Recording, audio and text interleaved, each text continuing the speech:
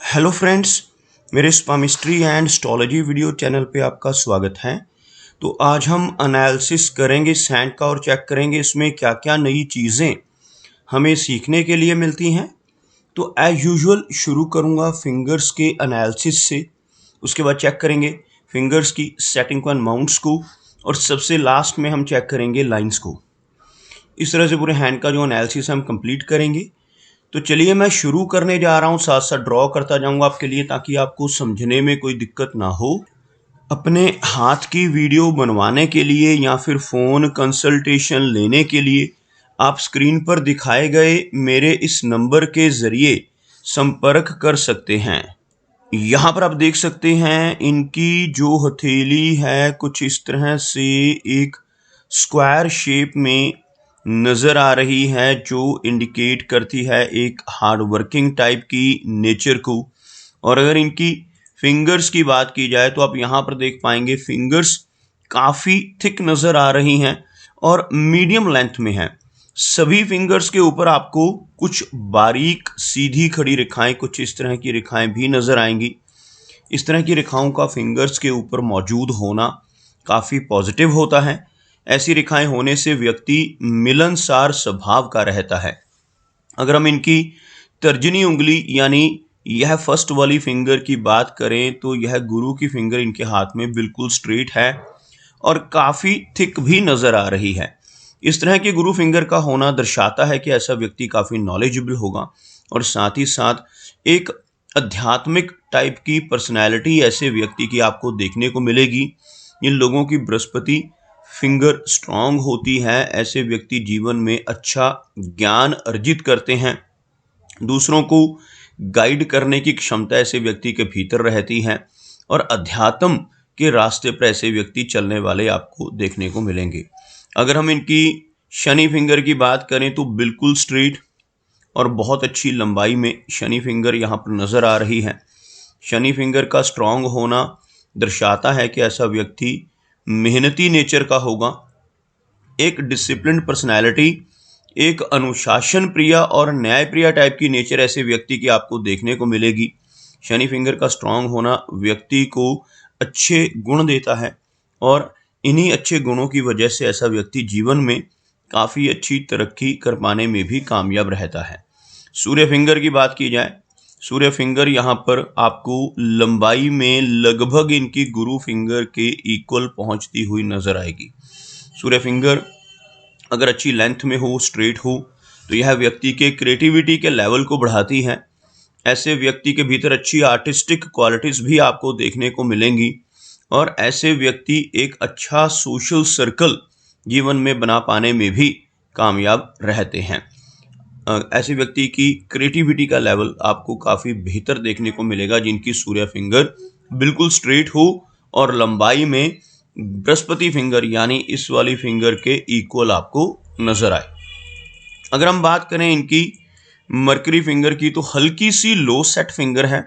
Fingers के बिल्कुल नीचे अगर एक लाइन ड्रॉ की जाए तो आपको कुछ इस तरह की एक रेखा बनती हुई नज़र आएगी, जिसमें आप देख सकते हैं इनकी गुरु फिंगर, शनि फिंगर और सूर्य फिंगर, ये तीनों की तीनों काफ़ी ऊपर से शुरू होती हुई हाई सेट फिंगर्स हैं, जबकि यह फिंगर नीचे से शुरू हो रही है, जिसकी वजह से थोड़ा हेजिटेशन वाला स्वभाव ऐसे व्यक्ति का रहेगा।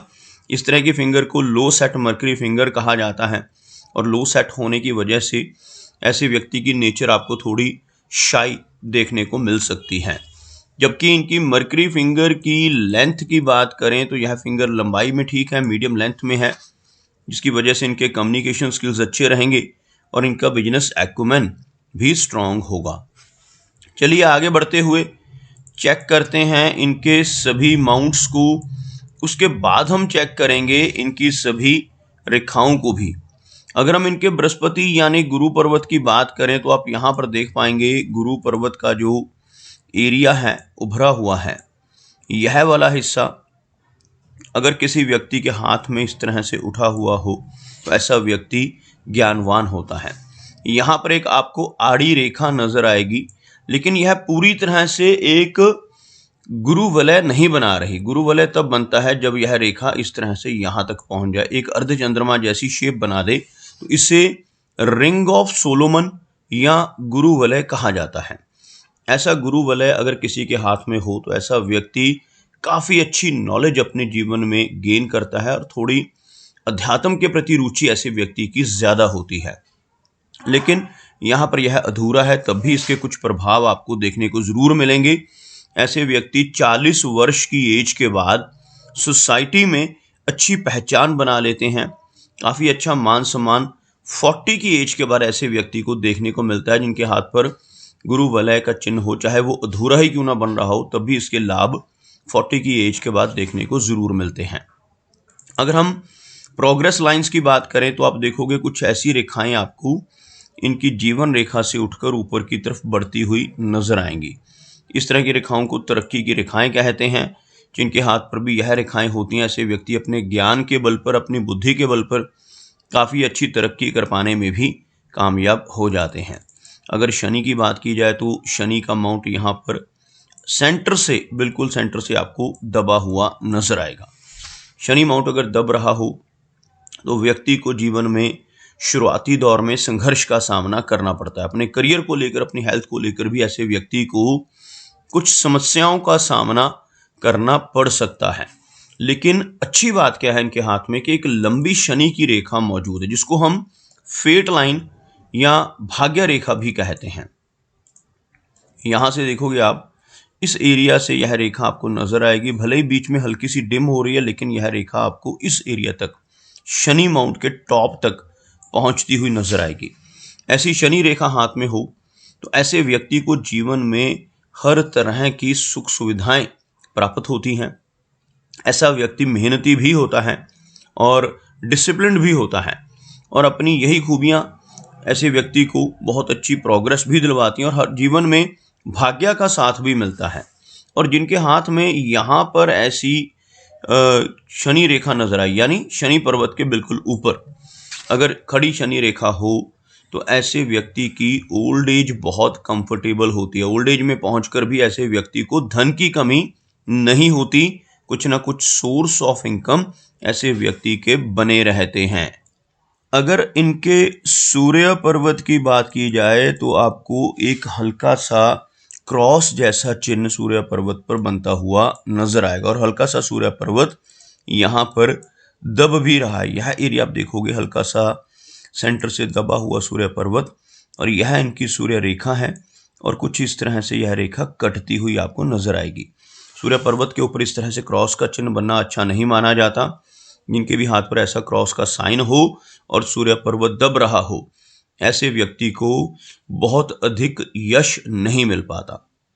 ऐसा व्यक्ति अपने आसपास के लोगों के लिए, अपने खास तौर पर अपनों और रिश्तेदारों के लिए भी कितना भी काम कर ले, बदले में कोई भी एप्रिसिएशन, कोई रिवार्ड नहीं मिल पाता, जिसे हम यश की कमी कहते हैं।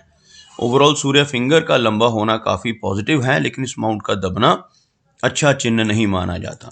अगर हम मरकरी की बात करें तो मरकरी का माउंट यहाँ पर अच्छा नज़र आ रहा है, उभरा हुआ है, और मरकरी माउंट अगर उठा हुआ हो तो यह व्यक्ति को स्ट्रॉन्ग कम्युनिकेशन स्किल्स देता है, काफ़ी अच्छा बिजनेस एक्यूमेन और पूर्व अनुमान लगाने की क्षमता ऐसे व्यक्ति की आपको देखने को मिलेगी।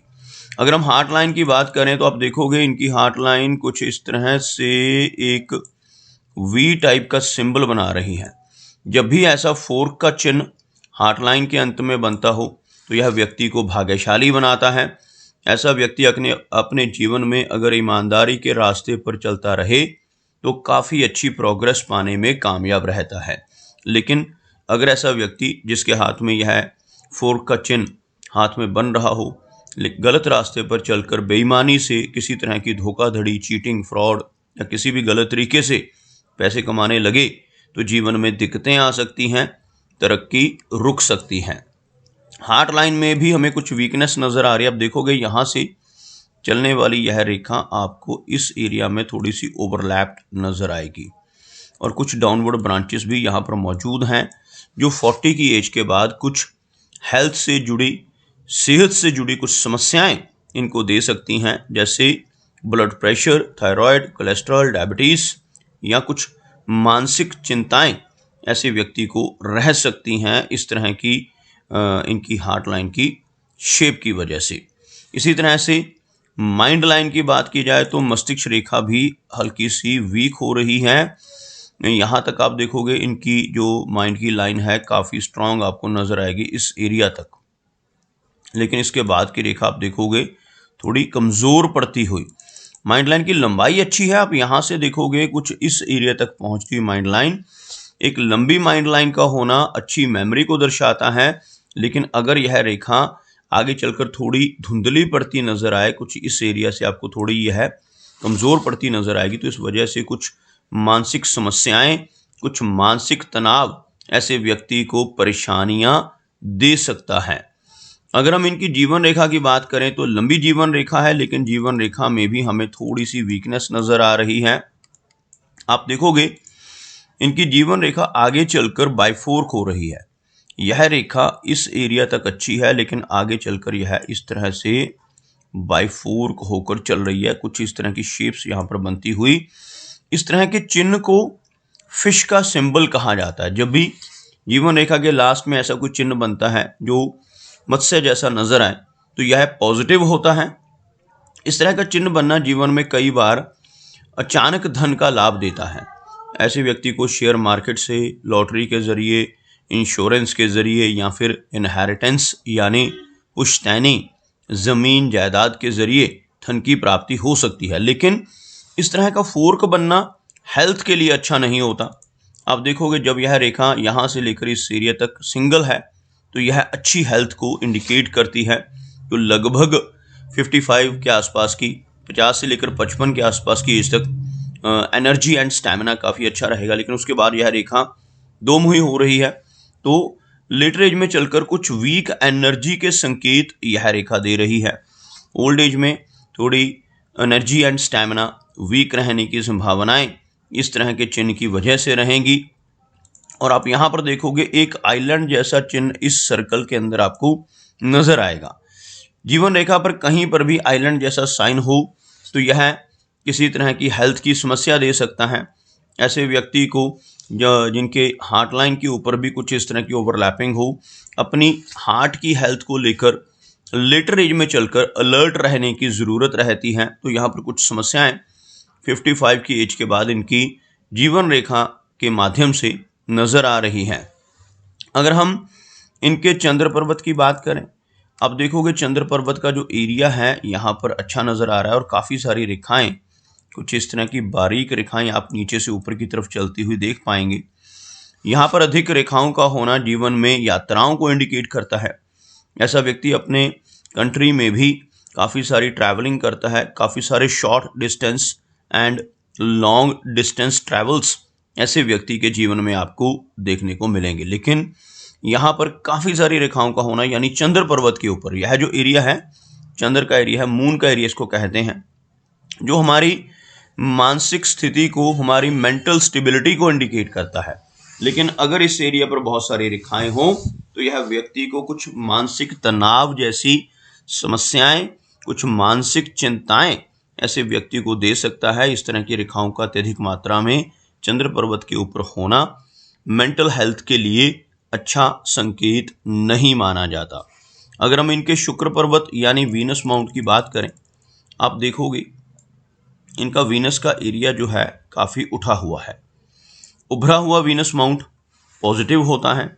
इन लोगों का यह हिस्सा उभरा हुआ हो, ऐसे व्यक्ति को अपने जीवन में हर तरह की सुख सुविधाएं मिलती हैं। ऐसा व्यक्ति अपने जीवन में हर तरह के कंफर्ट्स को इंजॉय करने वाला होता है। लेकिन इस माउंट के ऊपर अगर आपको क्रिस क्रॉसेस बनते नजर आए, जैसे आप यहाँ पर क्लोजअप में देखेंगे तो कुछ इस तरह की बारीक रेखाएं हैं जो आगे चलकर आपको कुछ इस तरह से कटती हुई भी नजर आएंगी, जो रिलेशनशिप्स के लिए अच्छी नहीं मानी जाती। ऐसी रेखाओं का यहाँ पर होना व्यक्ति को अपने रिलेशनशिप्स को लेकर कुछ ना कुछ दिक्कतें देता है। फैमिली लाइफ में भी कुछ डिस्टर्बेंस वीनस माउंट के ऊपर बनने वाले ऐसे चिन्ह देते हैं। ऐसे व्यक्ति को अपने पारिवारिक जीवन में थोड़ी समस्याओं का सामना करना पड़ सकता है। ऐसा व्यक्ति थोड़ा चिंतित भी रहता है अपनी फैमिली मेंबर्स की हेल्थ को लेकर या उनकी वेलबींग को लेकर। ऐसा व्यक्ति थोड़ा चिंतित देखा जा सकता है। अगर हम जीवन रेखा के साथ चलने वाली मंगल रेखा की बात करें, यह जीवन रेखा है। इसके साथ साथ अंदर की तरफ चलने वाली यह रेखाएं मंगल की रेखाएं कहलाती हैं।